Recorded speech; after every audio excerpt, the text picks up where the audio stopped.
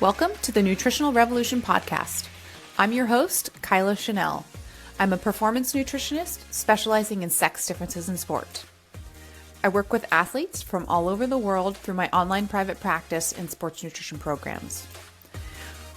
We here at Nutritional Revolution are here to cut through the BS promoted in the media and give you the science, literally straight from the research articles, as well as share client success stories and experiences around nutrition and racing. Please keep in mind, this podcast is created strictly for educational purposes only and should never be used as a replacement for medical diagnosis and treatment. If you like what you hear today, we would love for you to subscribe and share.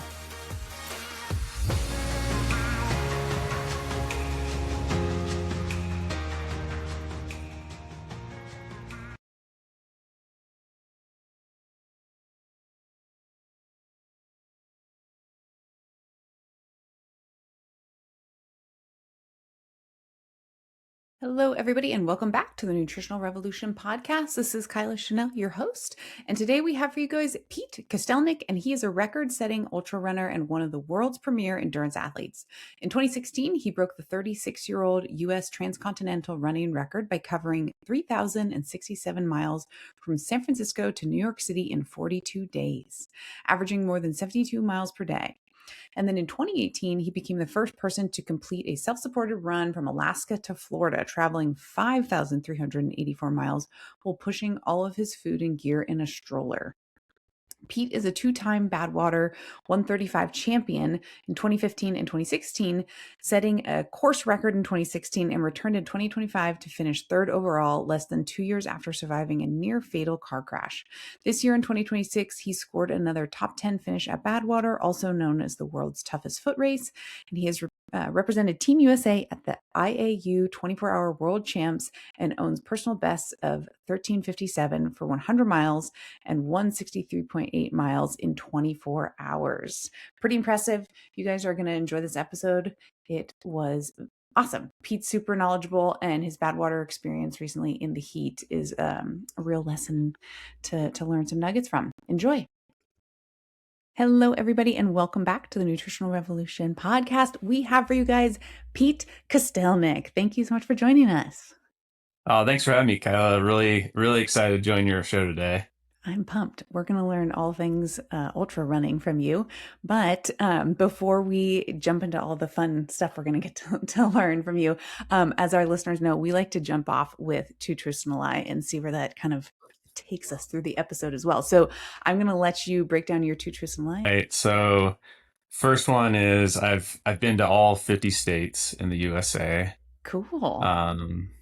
Second one is since I started tracking my running mileage back in 2009, so about 17, 18 years, I've run over 100,000 miles on foot.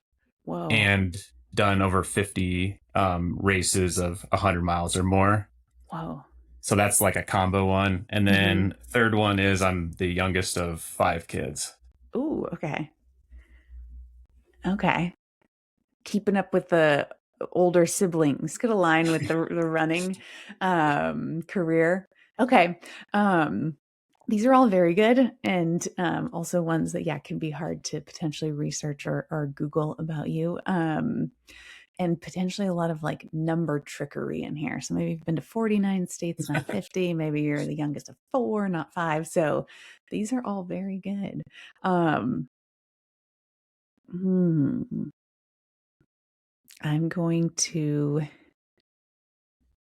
thinking here, Alaska. It's kind of far away, but you've run all over the world too. So let's see. I'm going to go with, I feel like you could be the youngest. This one's tricky. I'm leaning towards the top two, but and I know you ran across the United States. So you definitely ticked off a bunch of the states when you did that for sure.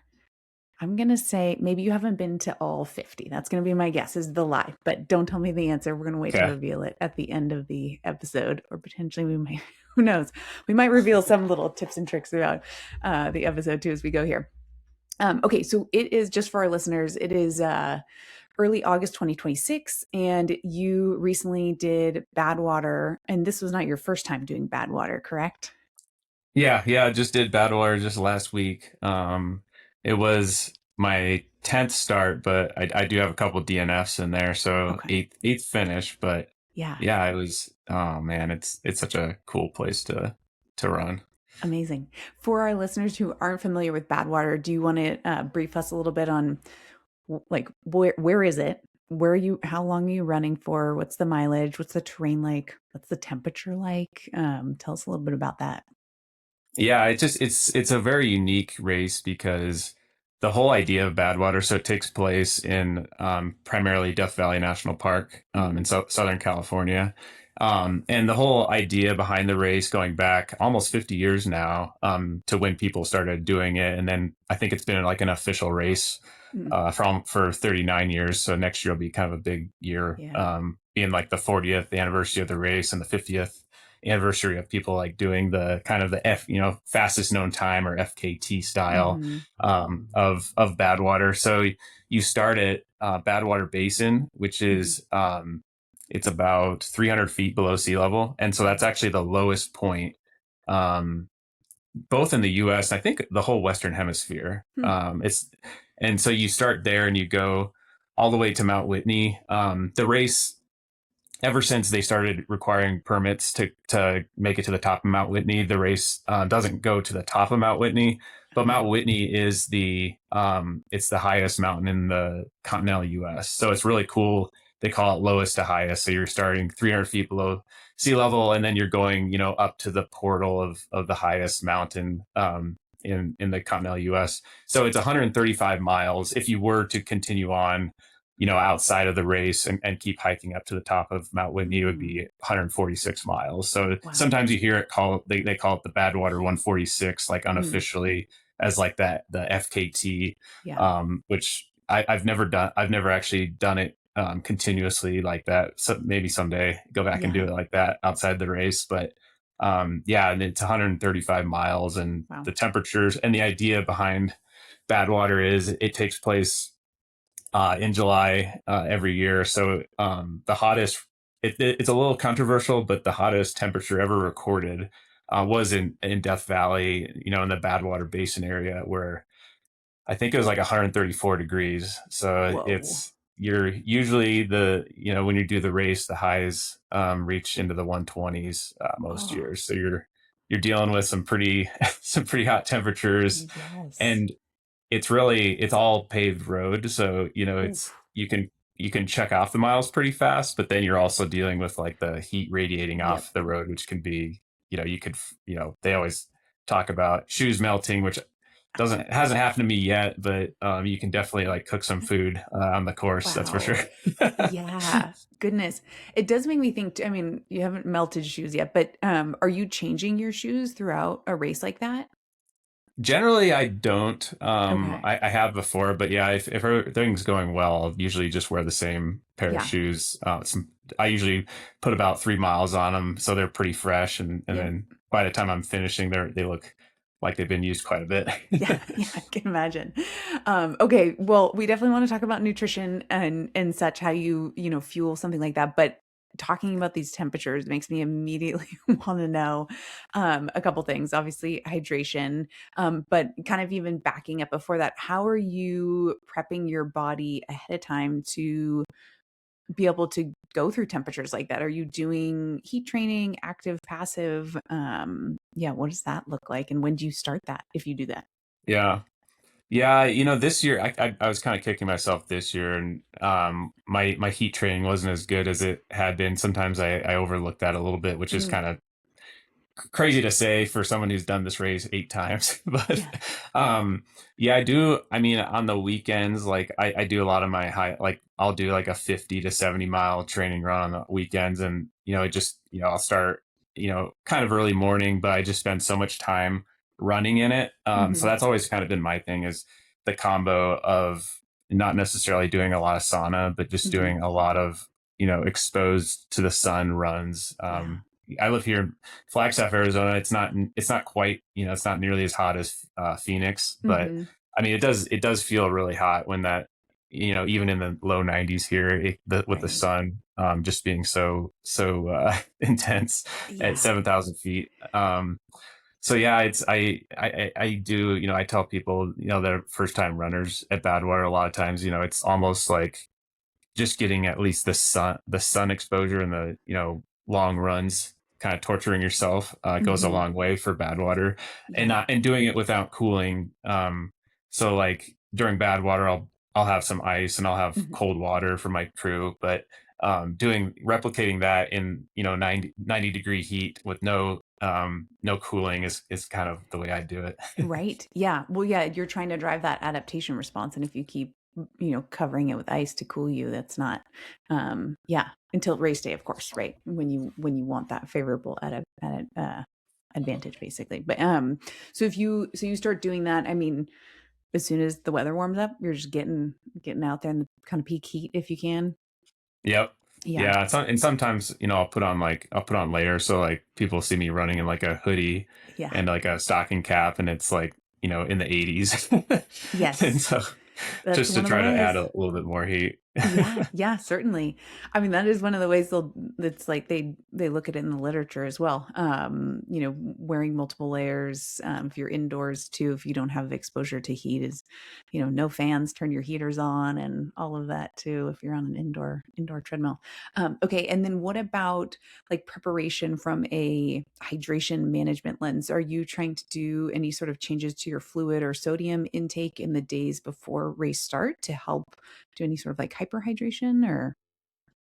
Yeah, and I don't change a whole lot going into the race, but I do practice, and that is part of the benefit of doing active heat training, I guess I would call it, compared to being stationary. I'm drinking, you know, it's funny because like I sometimes I'll do it like on a per mile basis, Mm, and so I'll be doing more than 10 ounces per mile. Where mm, in the winter, I've done in cool temperatures, like a 60, 70 mile run and only needed less like 1 ounce per mile. And so it's just okay. like you're doing like 10 times what you would do like if you weren't Yeah. sweating, if you're like in perfectly cool Yeah. conditions. And so being able to drink, if I'm doing knocking out 7 miles per hour, I'm drinking 70 ounces an hour. And Yeah. I'm taking in, I do a lot of element as Hmm. far as like my electrolytes. And I also will supplement that with like salt caps Hmm. during Badwater, and Yeah. so I'm putting in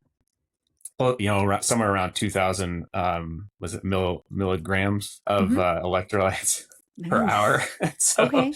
getting your Nice. body used to that, I think Yeah. is really big too, because it's like a if you're not ready for it at Badwater, Right. your stomach and your body is just if it's not going through the fluid Yeah. just rapidly, then you're going to get behind and then you're going to find yourself walking pretty quick. Right. Yeah, certainly. Did you come to that number, that like 10 ounces an hour value, just via testing, like kind of like self testing, or did you do any sweat testing to know that you're losing potentially that or more when you are in those temperatures?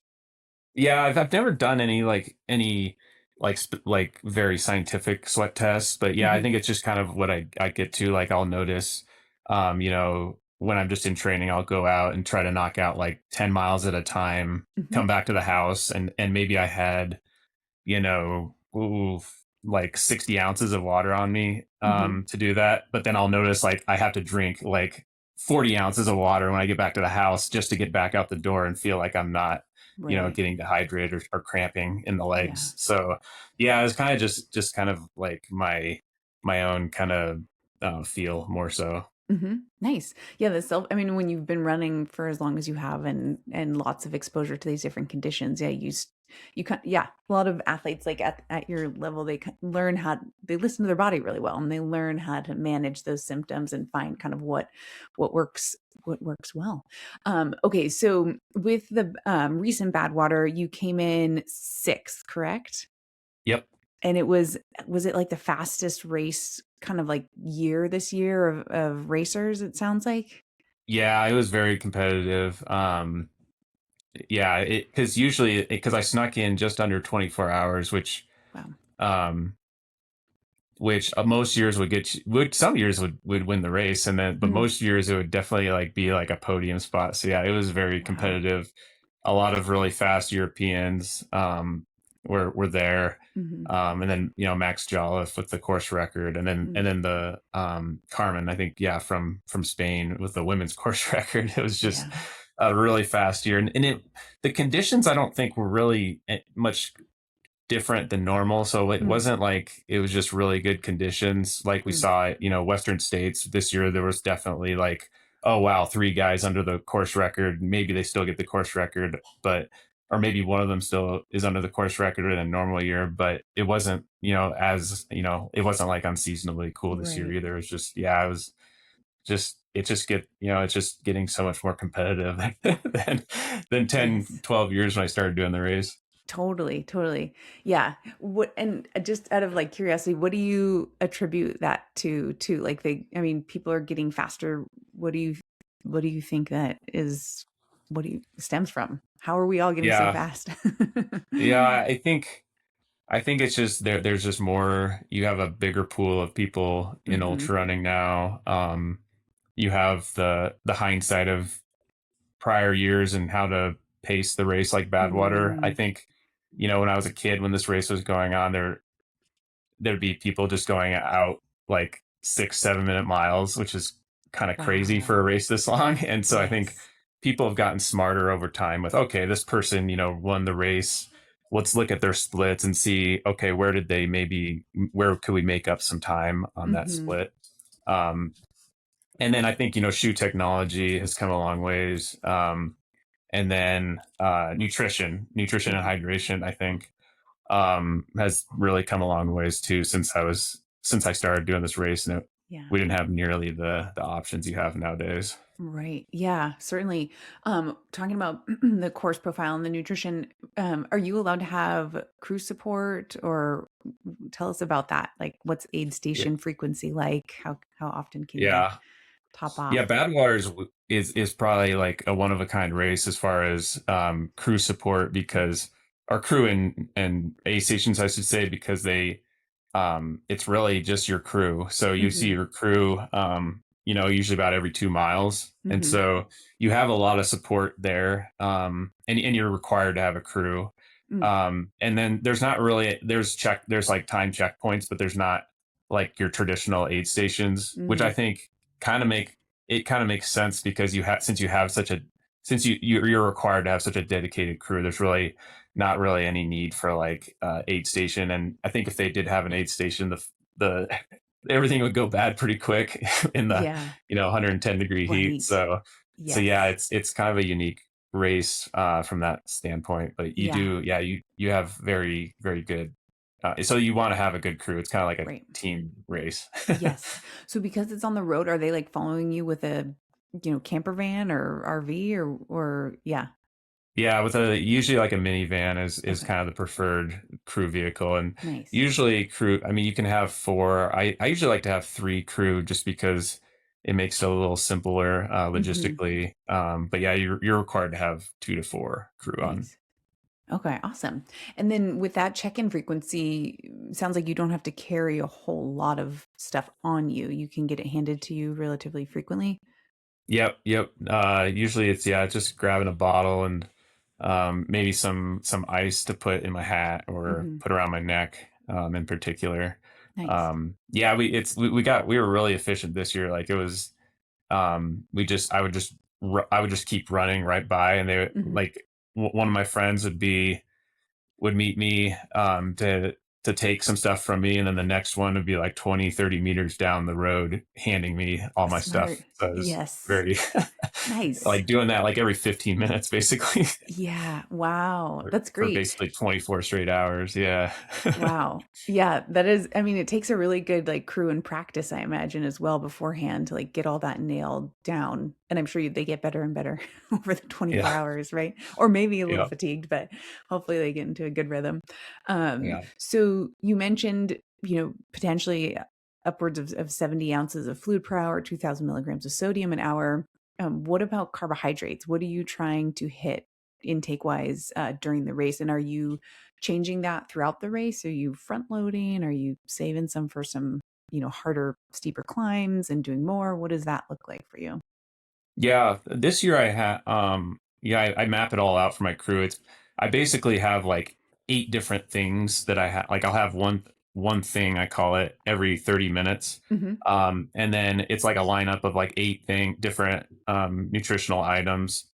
And so we're kind of cycling through it every 4 hours. So then Mm. there's like it takes a lot of the guesswork out of it, so that my crew usually knows, okay, Pete's gonna want a honey stinger waffle with peanut butter on it, like Nice. at this exact minute. And then Yeah. so yeah, I did the math, and I was it was like 1,800 calories per 4 hours, so it would Okay. be about 450 calories. Yeah, 450 calories an hour. Okay. Um, Nice.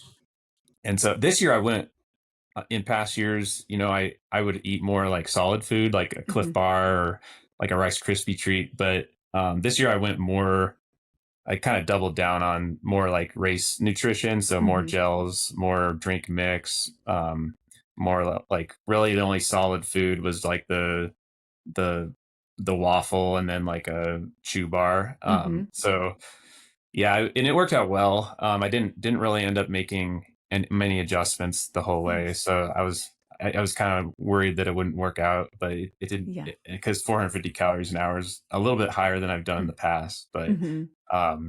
yeah, it went pretty good. Nice.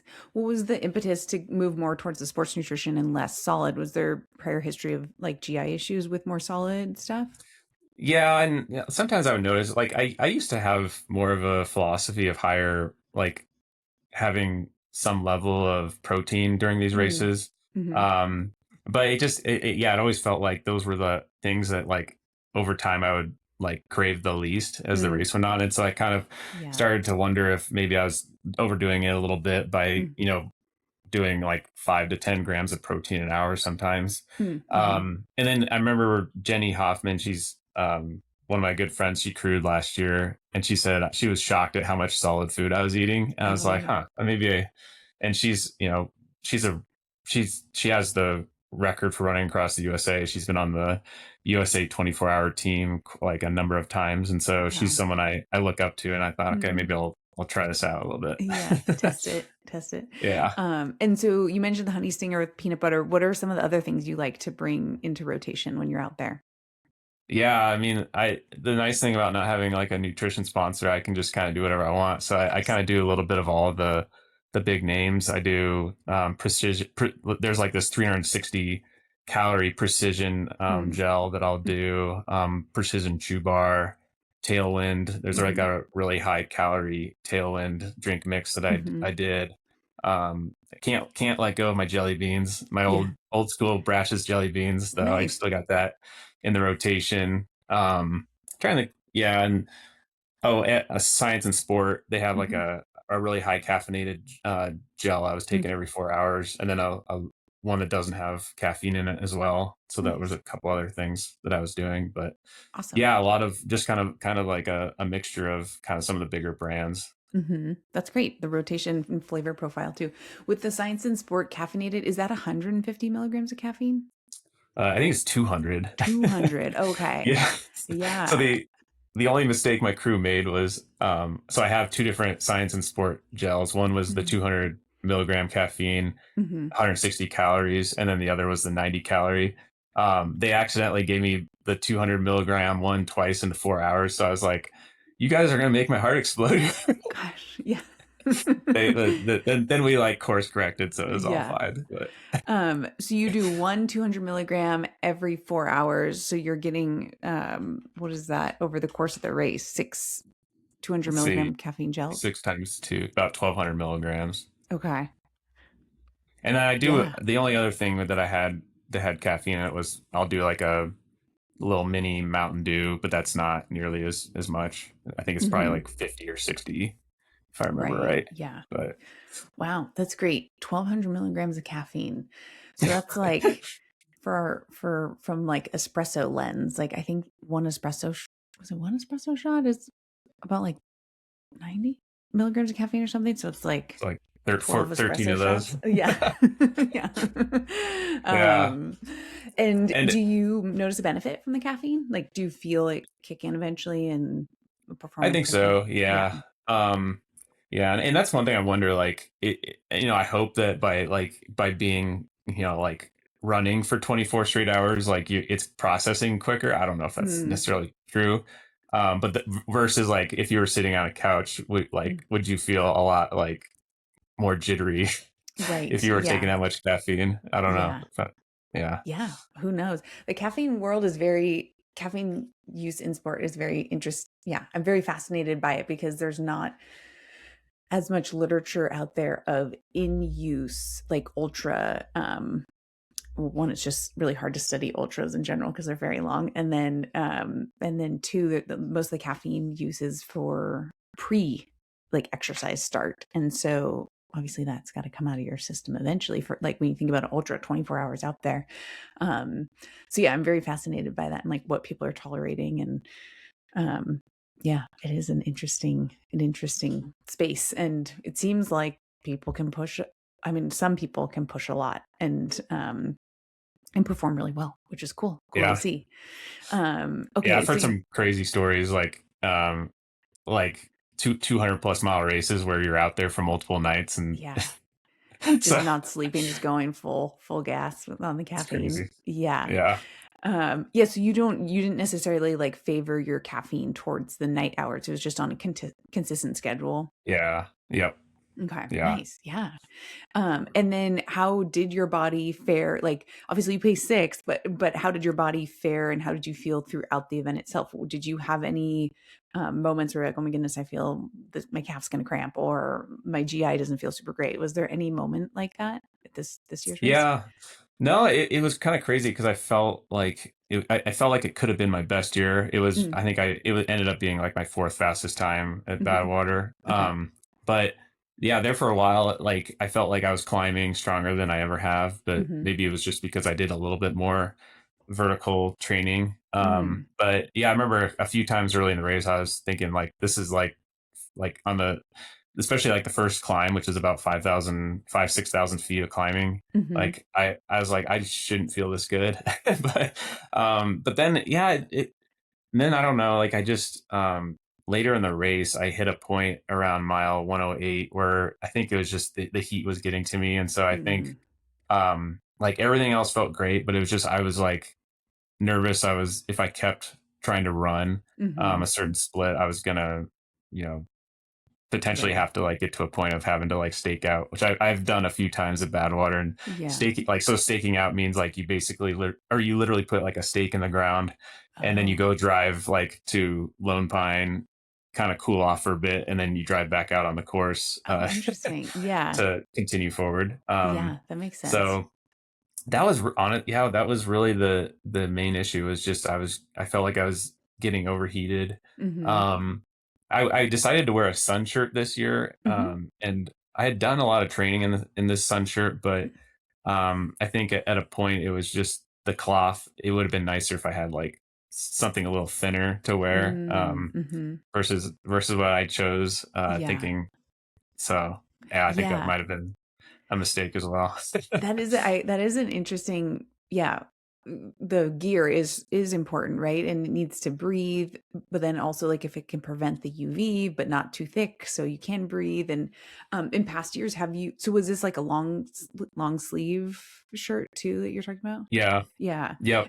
And is that what you did in past years as well, like a long sleeve, but not as thick, or did you do t-shirt or? Yeah, usually in past years I had done just a singlet, Mm, and then sometimes a t-shirt, but they were always very breathable. yeah. Last year, part of the reason I went to the sun shirt this year was I had a crew member. She's like, "You need to put a long sleeve shirt on. I think it'll do well." And so I did. I did put on a long sleeve last year, and it like really it saved my race. Yeah. But it was also thinner material, and it just felt like it probably breathed. I was hoping this year wearing the sun shirt it would stay wet, which it did up until like Yeah. the middle, like towards later in the race and like 3 p.m. And it was just Mhm. like it would dry off. It was drying, like it was doing what it was supposed to, but it was like, no, like I'm getting Yeah. dry too quick. And then I'm like, you kind of Right. feel like you're in the middle of the ocean, Yeah. away from your next like crew stop. Yes. Yeah, you're not getting that evaporative cooling as much. Yeah, that is very yeah, that is a fascinating concept. It needs to like the finesse of the I'm sure you've seen too, like the who was it? it came out, was it Adidas or somebody came out with that shirt for Western states that like had all the holes in it and stuff? Oh, Nike, yeah, I think Nike, but then they've Nike. actually had like a fight with Adidas, I think, over Oh, yeah, and then yeah. yeah, it's so, All but the yeah, I know what you're different, talking about. yes, all the different gear, like it needs to breathe, but then hold water, but then prevent like as much UV. It's like Yeah, there's a market for it, but they haven't, seems like, figured it out exactly yet. Okay, so you obviously are going into a insanely long race, and expending a large amount of calories and energy throughout that. Um, do you know, out of curiosity, like how many, what your caloric expenditure was per hour, just for the listeners to kind of like put together? Okay, if you're consuming, I think you said 450, what does that relate yeah. to in terms of like, are you putting out 1,000, 900, 600? Like, Yeah, it's kind of hard to tell. Like generally, if I was for the most part, except for some of the climbs, I was doing about 7 miles per hour, like mm-hmm. 8:30 pace running. Okay. And so then, I mean, I generally equate it to about 100 calories per mile. So I Mm, think I was probably somewhere in the 700 to 800 calories per mm-hmm. hour. So, Okay. so I was, yeah, so I was at least replenishing, I would say just a little bit over half, Yeah. per hour. Nice. Okay, that's great. Yeah, they, oh gosh, I'm gonna blank on the researcher's name, but they did a study on a couple, was it Western states? It was a 100-mile race, and they monitored, it was two males, only two. So for their listeners, this is not a huge study, but they monitored the two males during the race expenditure and then their resting metabolic rate for 7 days post race. And Mm. kind of similar to what you're saying, is they did basically consume during the race about half of what they were expending. And then in the days up to 7 days following, their resting metabolic rate stayed doubled, even though they're resting, for a Oh, whole week. And that's okay. when essentially the doubly labeled water was peed out, so they couldn't monitor longer. But their, yeah, RMR was doubled. So just, yeah, goes to show like all that stress and Wow. recovery that your body's trying to do is still very large, even after, when you're resting and trying to recover, right? Yeah. To Well, make that's up for. interesting because I remember like when I like probably did the biggest like effort I've ever done running across the US, like I was like I could never like I was hungry nonstop for like a Yeah. month after I'd Yeah. finished that. And it was like I couldn't like eat fast enough after something hmm like that. It Yeah. was just crazy. But Yeah. yeah. The body is like so smart too, right? It like knows that there's this immense deficit and allowed you to like put out the energy to do that. And then it's like, okay, well now we need to we need to make up for that and replenish. Okay, so we didn't get to talk about, we jumped right into in race stuff, but what about leading into the race? Do you do any sort of changes in carbohydrate intake? And then I'd love to know, like, what's a race morning breakfast for you? Yeah. So going into a race, I guess generally I kind of just eat the same as I normally would, but it's hmm just that I'm running a lot less. So I'm like hmm probably building up more of a buffer. Yeah. Yeah. Because I would say, if I'm, especially like the 100, I don't train as much as I used to, but hmm like, I'll peak at around 160 to 170 mile weeks hmm running. So then, you're probably eating 4,000 calories a day pretty regularly. So then I Yeah. kind of just, it's kind of nice when I taper, I just kind of continue to do that. But then it, yeah, builds up a little bit more Nice. of a buffer for the race. hmm Um, and then going into the race, so Badwater is kind of funny because it starts at night, so it kind of makes it Right. tricky. Like Yeah. going in, I'm trying to think. We went to, I think, a diner. Is that true? Or I think actually it was in Lone Pine, but like the morning before we went to a diner and like just hmm pancakes, sausage, Nice. and all that good stuff. Yeah. But then like the day of, I try not to, like, I remember one year my sister and her now husband were on the crew, and we went to Jimmy John's like Oh. for the dinner right before the race. Oh And I gosh. had like, there's like that gargantuan, or I don't know, there's like that gigantic sub you can get at Yeah. Jimmy John's. And I remember the first like 6 hours of Badwater, like the race, that night, like I really had a really hard time getting enough down. So that kind of taught Right. me a lesson. Like, if you're gonna go big, go like Sunday instead of Monday, Right. the day of the race. Yeah. Yeah. So Give I your generally digestive just, system time. yeah, let it be ready to go, and like actually like craving that first gel, Right. 30 minutes into the race. Yeah, yeah, smart. Yeah, the GI stuff and yeah, gastric empty and all that is so fascinating, and especially with races like that that start, not in the morning. So it's a different beast because you have like the whole day leading up to it.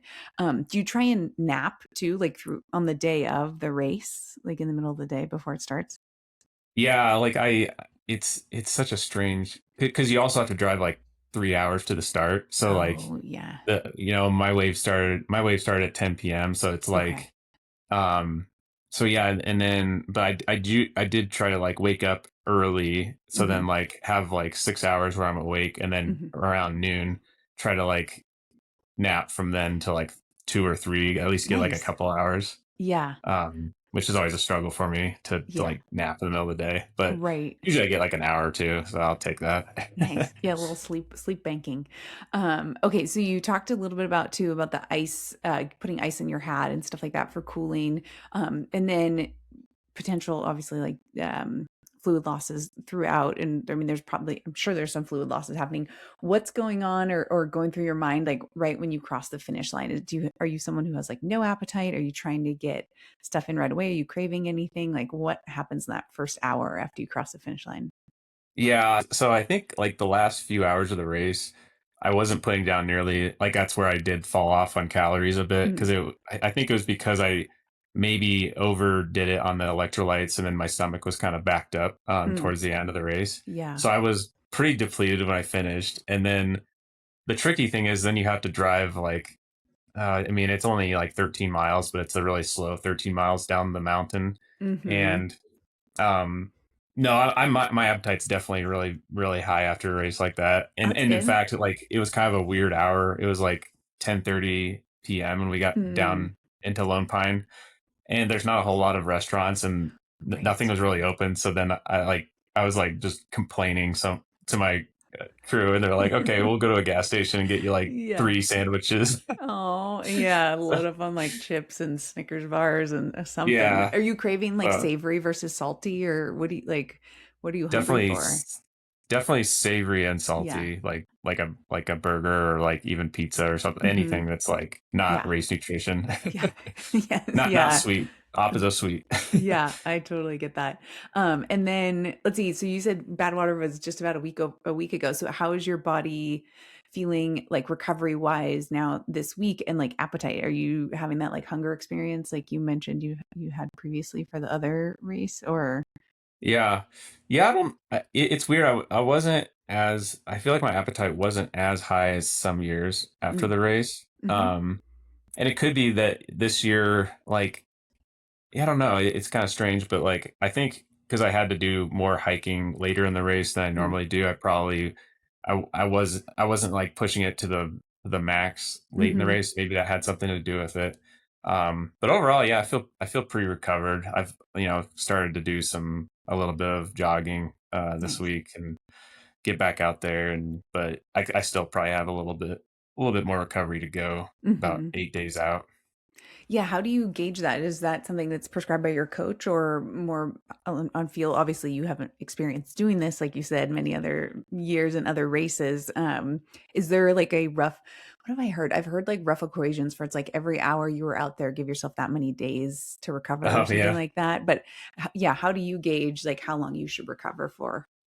Yeah, it's tricky because like going back to like the first 100 miler I ever did, it took, like, I mean, like I always go into work, I never like you have to, like, it has to be like a really bad blizzard or something. And um back then, like I remember, like I was on like bed rest, like I couldn't even get out of bed for like 2 3 days after that Yeah. race. And then like that was, I mean, that recovery process was like well over a month, it felt Mm, like, just to the point where I could like do just easy jogging again. yeah. um, Now it's usually like, I mean, usually like after 4 or 5 days, I'm usually back to a point where I can like do some active recovery. hmm And then usually by 2 weeks, I think just with all the all of the misery I've put my body through, like it's so Mhm. used to it now that Yeah. I can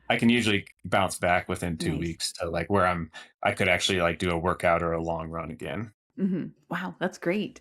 And do you do anything in the week or weeks post the race to help with your recovery? Like, are you changing anything in diet, supplements, like recovery boots, like the massage gun or massages? Are you Yeah. doing any of those things to help speed things Yeah, up? I have the recovery boots. I really like those. Hmm. Doing a lot of, I mean, just a lot of protein. I try to, and anytime I'm like unexpectedly hungry, I try to just like, okay, just have a protein bar or a Hmm. protein drink or something. Yeah, Because keep I giving the figure that's muscle. probably, yeah, like gonna be the um, best mileage out of the calories. Nice. Yeah. And any like do you do omega 3s or anything like that for recovery or polyphenols or antioxidant like tart cherry or any of that stuff that's talked about? Not a whole lot. Yeah, Hmm. not yeah. I'm pretty simple when it comes to Yeah. recovery. My biggest thing is just like when I finish a race like that or like a really long training run is like getting calories in as soon as Hmm. possible, which is like Yeah. why I was complaining so much after the race to my crew. I was like, if I don't have something tonight, I might not be able to get out of bed tomorrow. So It does make a just difference though, right? Like you want to oh start yeah, that it's recovery as soon as possible. yeah, it's huge Yeah. to me it's the timeline more so Mhm. than like necessarily what it is Right. specifically. Yeah, yeah. Do you find that you like really crave like greens or like whole real food too in the weeks following the race? I do, yeah, yeah. Anything that's like not like race nutrition, Yeah. I'm all about it. Yeah. We hear that a Yeah. lot.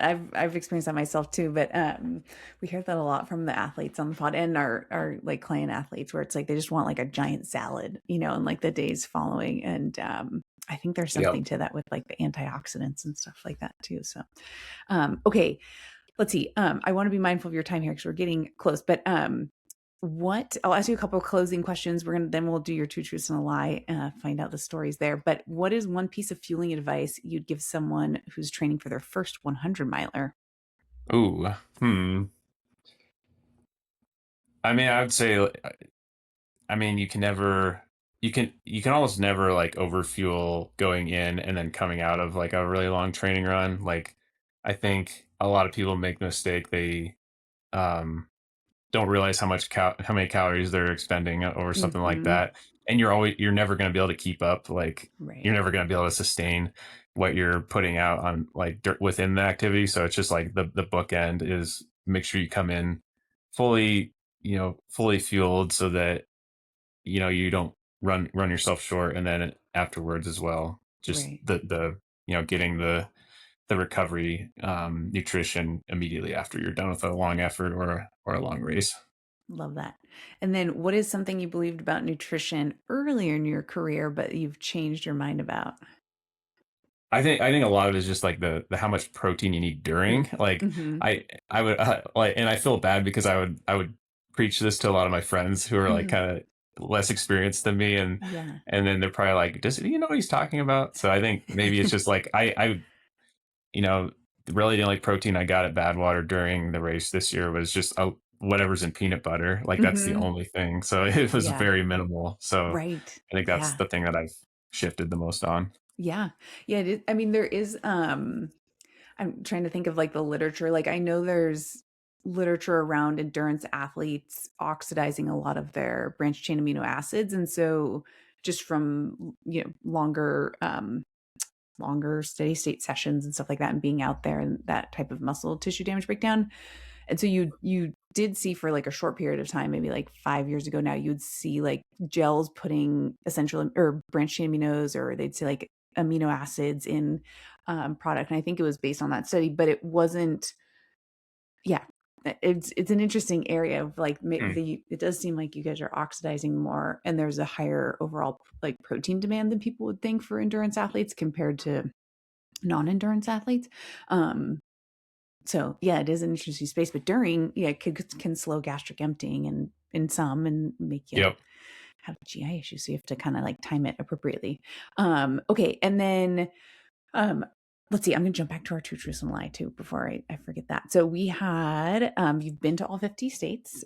since tracking your mileage in 2009, you've run over 100,000 miles on foot and done over 50 100-mile races, and that you're the youngest of 5 kids. I thought the 50 states one was a lie. Which one was your lie? So the 50 states is true, and I Oh, am wow. the youngest of 5. Oh, But no, I put together the lie was actually of course, the one that's like running related. yes. But so because it's not something that like you can put on a resume or anything, but I did Mm, look, I was kind of curious recently. I was like, I wonder how many miles, since I started tracking yeah. between spreadsheets and now really just Strava the last 10 years. Hmm. And I was at like, I think I'm at like 94, 95,000 miles. And Wow. so I was like, it would be really cool if I could like continue like the pace I'm on because I turned 40 like 13 months from now. And so like Nice. could I make it to 100,000 by the time I'm 40? And then I'm on the 100-mile races. I was counting back on that just because it's just just something that I wanted to like kind of see for myself. Yeah. And I was at 40. I think Badwater was number 48, so I'm also just a Oh, little short of yes. the lie, but Yeah. also that is kind of I'm excited to get to 50 maybe before I turn 40 as well on that one. Cool. So Those are yeah. some good 40, yeah, 40th birthday goals. I like that.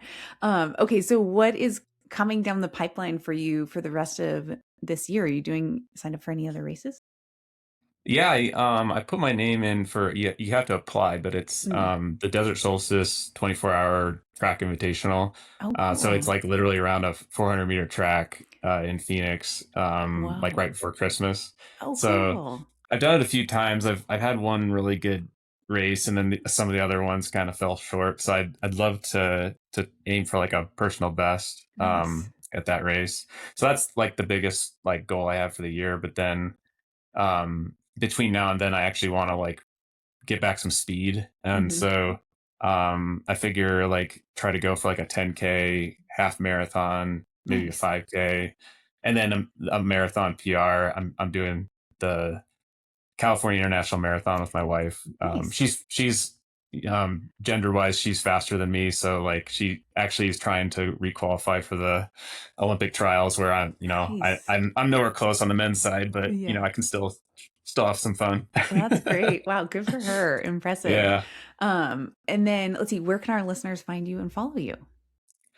Yeah, I'm on Instagram, just Pete Kostelnick. And then Strava maybe is where people find more interest in just kind of some of the ridiculousness I put out there training wise. Awesome. We'll link both of those in the show notes. And then let's see, do you are you a coach as well? Do you do programming, or I saw the Chasky thing. Yeah, Okay. I do a little bit. I just have a couple people I coach, but Yeah. yeah, I love being involved in that. Nice. Are you taking on any more clients?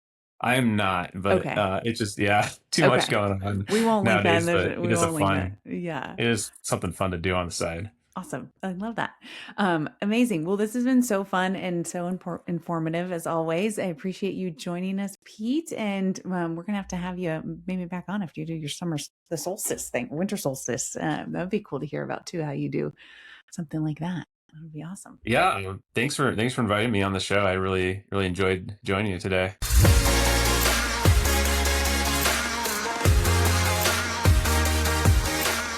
To stay up to date with the Nutritional Revolution recent activities, follow Nutritional Revolution on Instagram and Facebook, and sign up to receive the Nutritional Revolution newsletters on the Nutritional Revolution website.